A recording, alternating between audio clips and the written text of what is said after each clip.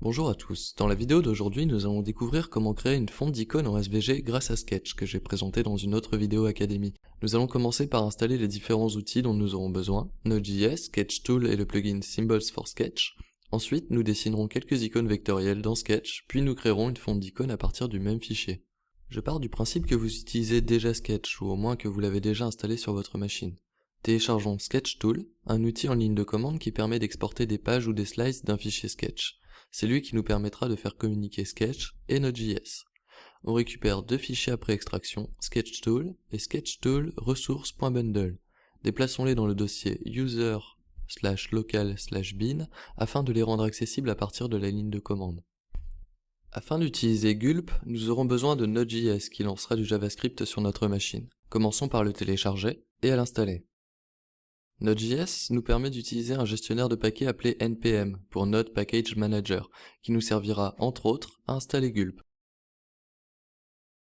Une fois Node installé, nous tapons dans la console sudo npm install -g gulp. L'argument -g rend Gulp accessible au niveau système. Nous pouvons maintenant télécharger le repo Symbols for Sketch, qui contient deux fichiers template pour Sketch qui nous donneront la base pour dessiner correctement nos icônes avant l'export, et grâce à son fichier de config package.json, les paquets suivants.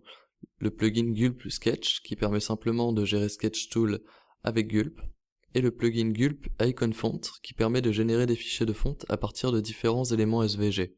Plaçons-nous dans le dossier cloné avec le terminal, et installons les dépendances avec npm install. Il est maintenant temps d'ouvrir l'un des deux fichiers Sketch. Seule la taille par défaut des icônes change, 14 ou 16 pixels, sinon les deux fichiers contiennent des artboards contenant chacun une icône vectorielle différente. Vous pouvez à tout moment ajouter ou retirer des artboards pour ajouter ou retirer des icônes, mais aussi les renommer pour modifier le nom de l'icône, dans Sketch comme dans votre CSS.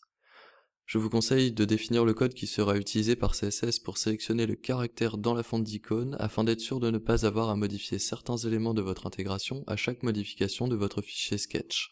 Dans le cas contraire, les codes d'icônes seront régénérés à chaque export. Il est maintenant temps de générer notre fonte d'icône. Retournons dans le terminal et lançons la commande suivante, gulp symbols.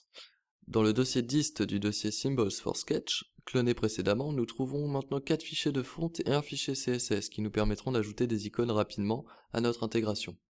Voyons un peu le fichier de configuration, le gulp file, avec 3 points importants. D'abord le font name qui, comme son nom l'indique, permet de modifier le nom de la fonte générée. Le template qui permet de définir quel type de fichier CSS accompagnera vos fontes et comment y faire référence. J'utilise plutôt le template font awesome par habitude, mais les deux sont aussi bien. Gulp src qui permet d'appeler un fichier Sketch en particulier parmi les deux de base ou un autre fichier créé par vos soins qui permet de garder des fichiers propres et relatifs à un projet.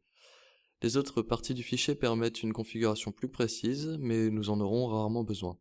Pour vous expliquer plus en détail, je vais ouvrir un fichier Sketch avec des icônes déjà créées.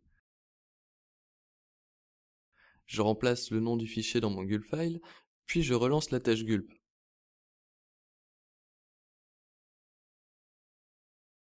Je peux maintenant obtenir un aperçu de ma fonte d'icône dans le dossier dist en ouvrant la page sample.html.